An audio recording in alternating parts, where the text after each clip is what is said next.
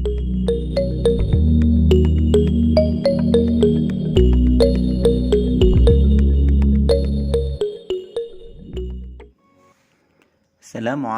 warahmatullahi wabarakatuh.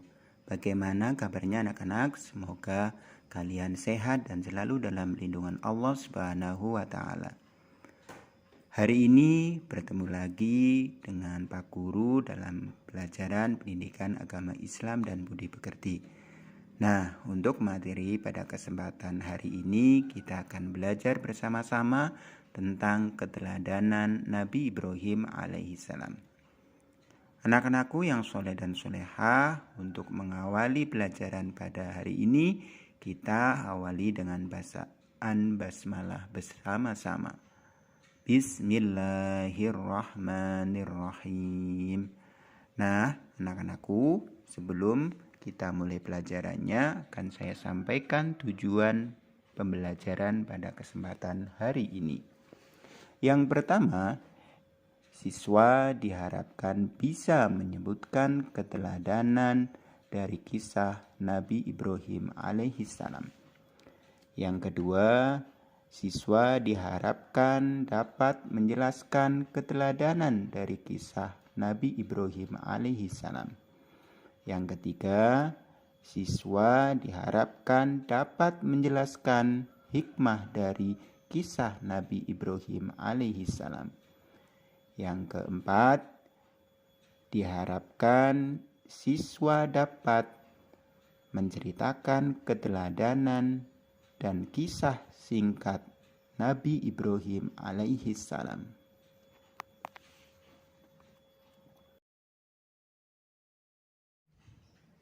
Nah, anak-anak, yuk kita mulai pembelajaran hari ini mulai dari sejarah Nabi Ibrahim alaihissalam. Nabi Ibrahim alaihissalam lahir di negeri yang bernama Babilonia atau sekarang namanya negara Irak. Ayah Nabi Ibrahim bernama Azar bin Nahur. Pada waktu itu Babilonia dipimpin oleh seorang raja yang sangat dolim yang bernama Raja Namrud bin Kan'an bin Kus. Babilonia adalah negeri yang kaya raya. Rakyatnya makmur, sejahtera, tetapi mereka tidak mengenal Allah Subhanahu wa taala. Penduduk Babilonia justru menyembah patung atau berhala yang mereka buat sendiri. Anak Nabi Ibrahim alaihissalam. Nabi Ibrahim mempunyai dua anak yang bernama Ismail dan Ishak. Mereka saudara namun berbeda ibu. Oleh karena itu, Nabi Ibrahim dikenal sebagai bapak para nabi. Kehidupan Nabi Ibrahim alaihissalam. Sejak kecil, Nabi Ibrahim hidup dalam lingkungan kemusyrikan. Musyrik artinya tidak menyembah Allah, melainkan mereka menyembah berhala atau patung yang dibuat sendiri. Dan ayah Ibrahim yang bernama Azar adalah pembuat patung di Babilonia. Pernah suatu saat ayah Nabi Ibrahim bernama Azar menyuruh Ibrahim untuk menjual patung atau berhala tersebut. Namun berkat bimbingan Allah Subhanahu wa taala, Nabi Ibrahim dapat menolaknya dengan cara yang halus. Karena Nabi Ibrahim sangat meyakini bahwa hanya Allah Subhanahu wa taala yang berhak disembah, sedangkan patung hanya buatan manusia yang bisa rusak kapan saja. Nabi Ibrahim mencari Tuhan yang sebenarnya. Ketika malam tiba, beliau melihat bintang. Dia sempat berpikir bahwa bintang itu adalah Tuhannya. Namun, ketika bintang tenggelam, beliau berkata, "Saya tidak suka kepada yang tenggelam. Ketika melihat bulan, beliau mengira itu Tuhannya. Ketika bulan menghilang, beliau berkata, "Sesungguhnya jika Tuhanku tidak memberi petunjuk kepadaku, pastilah aku termasuk orang yang sesat." Ketika beliau melihat matahari terbit, beliau mengira matahari adalah Tuhannya. Namun ketika matahari sudah terbenam, beliau berkata, "Hai kaumku, sesungguhnya aku terlepas diri dari apa yang kau persekutukan." Dari kejadian itu, kemudian Nabi Ibrahim alaihissalam beriman dan yakin bahwa Tuhannya adalah Allah Subhanahu wa Ta'ala yang telah menciptakan langit beserta isinya. Nabi Ibrahim menyaksikan kekuasaan Allah Subhanahu wa Ta'ala. Suatu hari, Nabi Ibrahim ingin melihat kekuasaan Allah secara langsung sambil berdoa, "Ya Allah, perlihatkanlah kepadaku bagaimana Engkau menghidupkan makhluk yang sudah mati." Keinginan itu dikabulkan. Kemudian Allah Subhanahu wa Ta'ala menyuruh Nabi Ibrahim alaihissalam menangkap 4 ekor burung. Setiap burung diberi tanda, selanjutnya burung itu dicincang. Bagian-bagiannya dicampur satu sama lain. Potongan tubuh keempat burung dibawa, kemudian diletakkan di 4 puncak bukit yang berbeda. Letaknya berjauhan satu sama lain.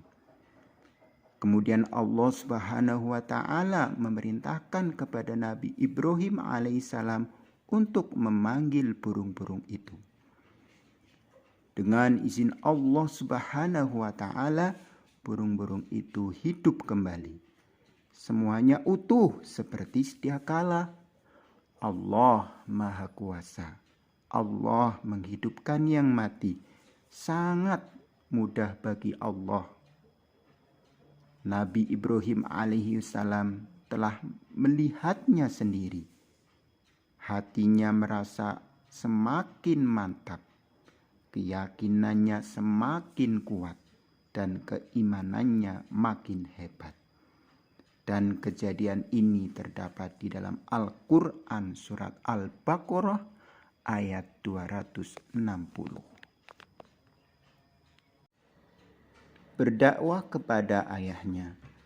Ayah Nabi Ibrahim yaitu Azar tidak hanya pembuat patung saja, tetapi dia juga menyembah patung itu. Sebelum berdakwah kepada penduduk Babilonia, Nabi Ibrahim alaihissalam harus menyadarkan ayahnya dahulu. Berdakwah kepada ayahnya tidaklah mudah karena ayahnya tetap bersikukuh dengan keyakinannya.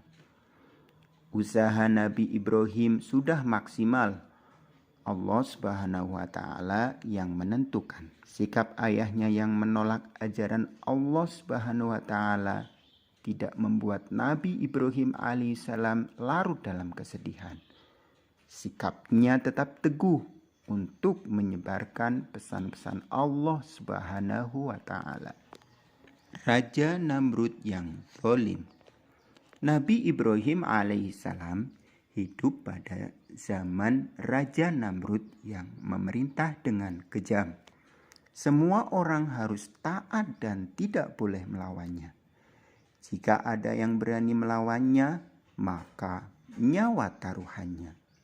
Mereka banyak yang dibunuh karena melawan Raja Namrud. Menunjukkan kelemahan patung. Orang-orang Babilonia mempunyai suatu tradisi, yaitu setiap tahun mereka pergi meninggalkan negerinya. Sewaktu Raja Namrud dan kaumnya meninggalkan negerinya, kampung mereka ditinggal kosong. Nah, kesempatan itu dipergunakan Nabi Ibrahim alaihissalam untuk menghancurkan patung-patung Raja Namrud dan kaumnya. Dengan kapak yang telah dipersiapkan, mulailah Nabi Ibrahim alaihissalam menghancurkan patung-patung itu satu persatu. Hanya satu patung yang paling besar yang tidak dihancurkan. Lalu kapak yang dipergunakan untuk menghancurkan patung-patung dikalungkan di patung yang paling besar tadi. Akibat perbuatan Ibrahim alaihissalam. Ketika Raja Namrud dan kaumnya datang, mereka menuduh Nabi Ibrahim alaihissalam. Raja Namrud berkata kepada Nabi Ibrahim alaihissalam, "Apakah kamu yang menghancurkan patung-patung sesembahan kami?" Ibrahim berkata, "Aku pikir barangkali berhala besar itulah yang melakukannya. Bukankah kapak yang ada di lehernya yang membuktikan perbuatannya? Mana mungkin berhala bisa berbuat seperti itu," kata Namrud. "Kalau begitu, mengapa engkau sembah batu yang tidak bisa berbuat apa-apa?" kata Ibrahim alaihissalam. Mendengar pernyataan Nabi Ibrahim alaihissalam, orang-orang yang menyaksikan banyak yang sadar. Selama ini mereka telah menyembah patung-patung yang tidak bisa berbuat apa-apa. Raja Namrud akhirnya marah dan memutuskan bahwa Nabi Ibrahim alaihissalam harus dibunuh dengan cara dibakar hidup-hidup. Ketika itu api sudah menjalar dan sudah disiapkan untuk membakar Nabi Ibrahim. Api menjalar mendekati Nabi Ibrahim alaihissalam. Akan tetapi ia tetap tenang. Hatinya bertawakal atau pasrah kepada Allah Subhanahu wa Ta'ala. Ia yakin Allah Subhanahu wa Ta'ala tak akan membiarkannya terbakar. Ketika itu api menyala makin besar. Raja Namrud dan pengikutnya tertawa riang. Mereka menyangka bahwa Nabi Ibrahim telah hancur menjadi abu. Akan tetapi betapa terkejutnya mereka melihat keajaiban yang tidak disangka-sangka. Setelah api padam, Nabi Ibrahim alaihissalam tiba-tiba berjalan keluar dari puing-puing pembakaran api dengan selamat, tanpa luka sedikit pun. Allah Subhanahu wa Ta'ala menunjukkan kekuasaan dan kasih sayangnya kepada Nabi Ibrahim alaihissalam dan kaumnya. Sikap yang harus kita contoh dari kisah keteladanan Nabi Ibrahim alaihissalam adalah kita harus berani untuk melakukan kebaikan. Contohnya, apabila kita melihat sendiri teman kita sedang mengambil barang milik orang lain, maka kita harus berani melaporkan kejadian itu kepada Bapak Ibu guru.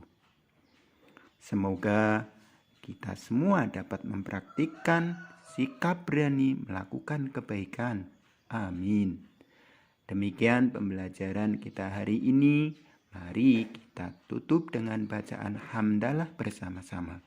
Alhamdulillahirabbil alamin. Mudah-mudahan bermanfaat. Pak Guru akhiri. Wassalamualaikum warahmatullahi wabarakatuh.